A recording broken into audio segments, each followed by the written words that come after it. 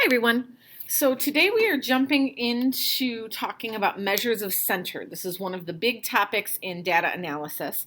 And measures of center, we've already talked about what the measures of center are. Mean and median are the primary things that we talk about when we're talking about your measures of center. If you need to pause the video to get those definitions written down, you can. But the mean, I think you're familiar with this concept already, but the mean comes from finding the sum of the data points and then dividing by how many data points there are to come up with an average. And then the median is simply the center of your data set. Now, when I say the center, that means the middle term when those data points are arranged in order. You can't really talk about the middle if your points are not in order, okay? So looking at example 1 here, this is a very abstract way to look at the concept of mean. And I'm doing this one with you mostly so that you can recognize it when you see it. I don't know that I'm ever going to ask you to write it this way. I don't know for sure whether or not you're going to encounter this in stats or not. But I want to make sure that when you see this notation, you understand it. So this is supposed to represent a data set, but it's a data set where we don't know what the actual data values are. So like x1, x2, x3, that's just some data value and some other data value and some other data value. That's what this is talking about. Okay, so it says express the sum of this data set using summation notation. We have not talked much about summation notation. In fact, in this year, so if you're watching this in 2021, this year we did not cover summation notation at all. So you have not seen this. If you're watching it in future years, you maybe have seen it when we did chapter 8. But mathematically, we can express the sum of some values using this symbol here. This is called a sigma. This is like a capital sigma. It looks like this. Okay. And what we're trying to take the sum of is all of these x terms. So I'm going to just put here x with a little subscript I, and that I kind of represents the 1, 2, 3, 4, 5, and 6. Okay. Now, if I want to take all of those xi's and add them together, I want to somehow specify that this I represents all of the values from 1 to 6. So down here on the bottom, I'm going to put I equals 1.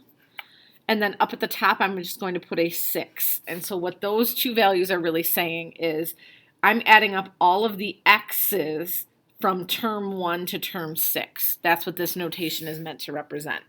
So that's how you would write the sum. Basically, this means to do x1 plus x2 plus x3 all the way down to x6. That's what that notation means.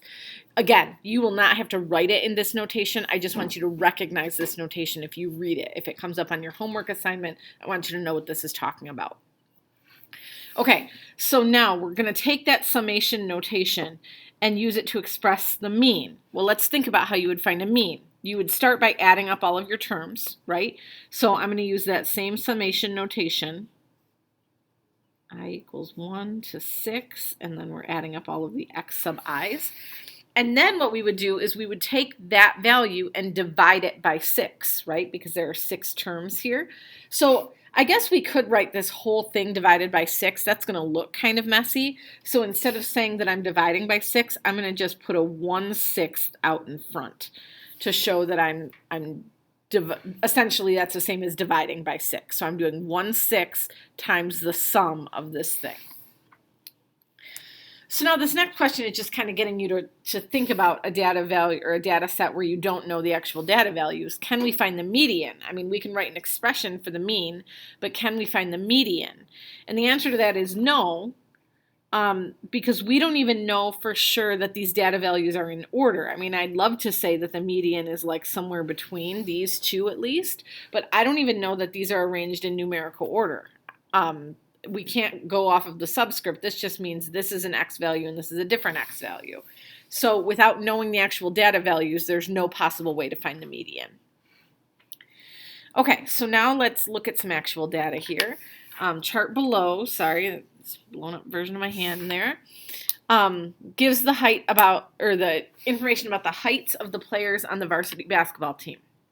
So this is almost a frequency table. So we have one player that's 67 inches, 3 players that are 69 inches, and so on.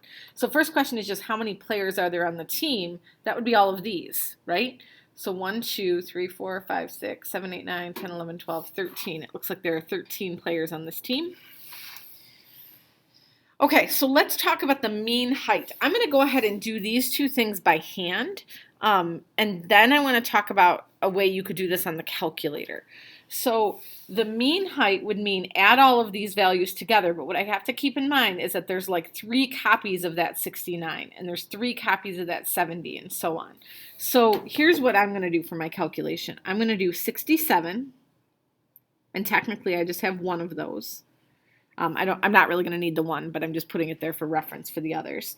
And actually, I might back up a little bit here so that I have enough room. So 67, I have one of those. 69, and so really I could write this out as 69 plus 69 plus 69, right? Because I have 3 copies of them. But to shorten that up a little bit, I'm just going to say I have 3 copies of 69. I have 3 copies of 70. I have 2 copies of 71. I have 2 copies of 72. I have a 74. Again, I have one of those. And I have a 79. And I have one of those. And then I'm going to divide by how many total numbers are represented here. And again, I need to take into consideration the fact that, there's 3 copies of this 69, there's 3 copies of this 70. So even though I'm only seeing 1, 2, 3, 4, 5, 6, 7 data values, that actually represents 13 players. So I'm dividing here by 13. Okay? So in my calculator, I'm going to go 67 plus 69 times 3 plus 70 times 3. 71 times 2, 74, and 79. And then I'm going to take that value and divide it by 13. I always do my mean calculations in 2 steps like that. I do the addition, get my answer, and then divide. If you wanted to do it all in one step, I would make sure that that first part is in parentheses. That sum needs to be in parentheses.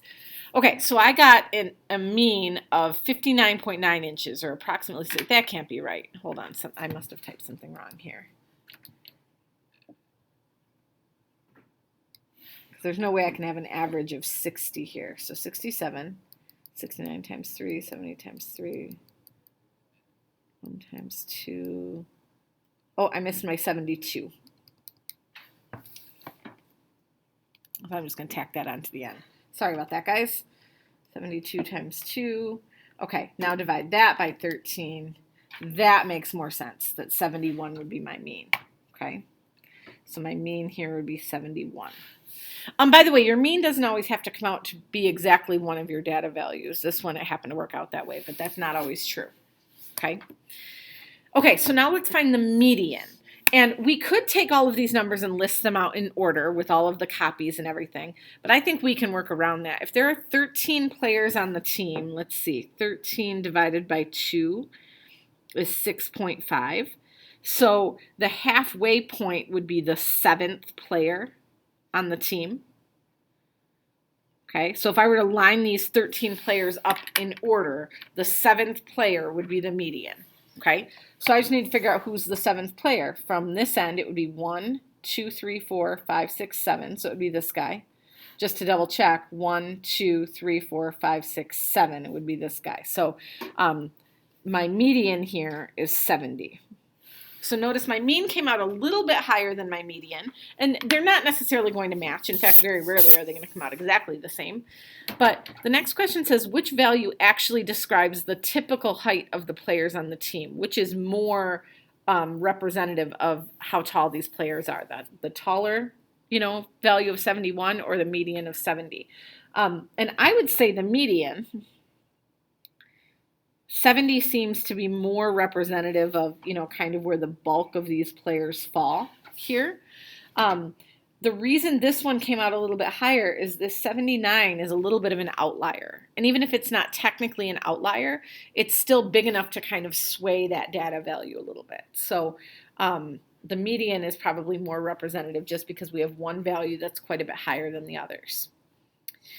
Okay, let me show you something real quick. So I've showed you before on your calculator how you can enter your data and do the one variable statistic. So I went stat and edit, and this is where I'm going to enter my list of data. I'm going to clear that list out. And so what I could do, and I wouldn't do this with me yet because I'm going to kind of show you the long way and then show you a shortcut. So I could say 67, and then I could say, all right, I have 3 copies of 69. So I'm going to enter 69 3 times, and so on. Or what I could do is I could just enter these values, 67, 69, 70, 71, 72, 74, and 79. And then what I can do is I can use list 2 as what's called a frequency list. So list 2, I can use it to say how many copies of each of these I have. So essentially that's this column. So I have 167, I have 3 69s, I have 3 70s, whoops, 2 71s, 2 72s, 174, and 179. Now, I can go do my one variable statistic. So I hit stat and calc, that first option. Now, on this calculator, it gives me the option here for frequency list. This is where I want to fill in that I'm using list 2 as a frequency list. So down here above the number 2 key, you should see a thing that says L2. I'm going to hit second and L2 to fill that in. And then I'm going to hit calculate. If you're on an older style calculator where that screen didn't come up, you will have to manually type in L1, L2. And so if you need help with that in class, you can let me know and I'm happy to walk you through that. But you will find that, so right there on top, that's my mean, that X bar, that's my mean value. And then if I scroll down, I should see my median of 70. So if I didn't want to go through this calculation by hand here, I could get it from my calculator that way. Now, what you're going to want to be careful of is the next time you go to do one of these data calculations, one of these one variable stats things, if you're not using L2, make sure you clear out that frequency list spot. Okay, make sure that you don't have anything typed in there if you're not using the frequency list. Okay? Okay, onward. One more example here. We have taken 3 quizzes this quarter. Currently you have an 89% average. What score do you need on your next quiz to raise your average to 90%? Okay, so here's the deal. I know that right now I have an 89% average, okay, for my 3 quizzes. And what I'm going to do is I'm going to say that essentially that represents 3 values. So it's like an 89, an 89, and an 89. Now, those might not have been my actual quiz grades, right? But I'm going to go ahead and count it for the 3 quiz grades because I know that's what they average out to. And then I want to know, then I'm going to add a 4th quiz in here. Okay, so this really represents the sum of my 4 quiz grades so far. Okay. If I'm finding the mean, I'm going to divide this then by how many quizzes that represents, and this represents 4 quizzes. And I want this to come out to equal 90. Okay, so let's talk through that again. I have an average of 89% based on 3 quizzes. So essentially that's like getting an 89 on all 3 quizzes. Now, it's possible that I got a 92 on one of the quizzes and an 86 on the other. But total, as far as like that sum goes, this is going to still be accurate, right? Because if it's an 89% average, that means that's what I got when I added them up and divided by 3. And then I'm adding my 4th quiz in there and dividing by 4 because now I have 4 quizzes that I want to work with. Okay, so now let's think about solving this thing. To solve from here, let's maybe multiply by 4 on each side. And I'm going to go ahead right now and figure out what 89 times 3 is. So 89 times 3 is 267. So now I have just this, 267 plus x has to equal, and 90 times 4 is 360. So now it's just a matter of taking that 360 and subtracting 267. And I find out that I would have to get a 93 on my next quiz to pull my average up to a 90. Okay, which makes sense to me because essentially if I have like 3 89s, I need to add a point to each of them to get a total score of 90, right? And so that's where these extra 3 points come from. And then I would have almost like 490s. That's what would get me my average.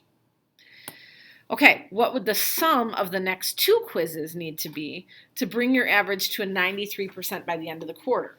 Okay, so I'm going to start the same way here. I'm going to say I already have 3 quizzes with an average of 89. So that's like having 3 copies of 89. I'm taking 2 more quizzes, okay?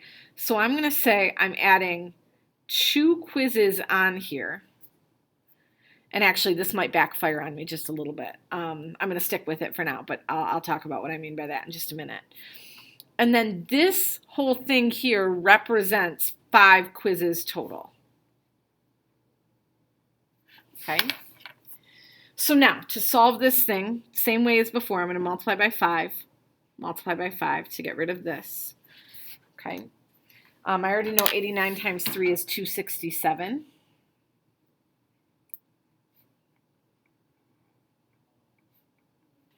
And let's see, 93 times 5 is 465. Okay, let's subtract the 267. And I end up with 2x equals 198. Okay, this is where I'm stopping my math. I know that you're tempted, because of the way that I wrote this, I know you're tempted to take that x and divide it by 2 and say, hey, you know, x is 99. I have to get a 99 on both of the next 2 quizzes, okay? And that would work. You could get a 99 on both of the next 2 quizzes, but there's a reason that this question says, what is the sum of the next 2 quizzes? Because you don't necessarily have to get a 99 and a 99, right? You just need the total to be 198. So if you got a 100 and a 98, that would be okay too. So by writing this as a 2x, that made it so that it looks almost like the 2 quizzes have to be exactly the same, and they don't. Realistically, what I should have done here is just write this as just an x, but still understand that that represents 5 quizzes total, because this represents the sum of 2 quizzes. And then at the end here, I would have just ended up with x equals 198 and know that that's the sum of 2 quizzes, okay? So again, I mean, if that works for you to write it as a 2x, that's fine, but don't take that extra step where you divide by 2, because the sum just has to be 198. It doesn't necessarily have to be 2 of the exact same thing. Just rewriting this so that it looks more. Okay.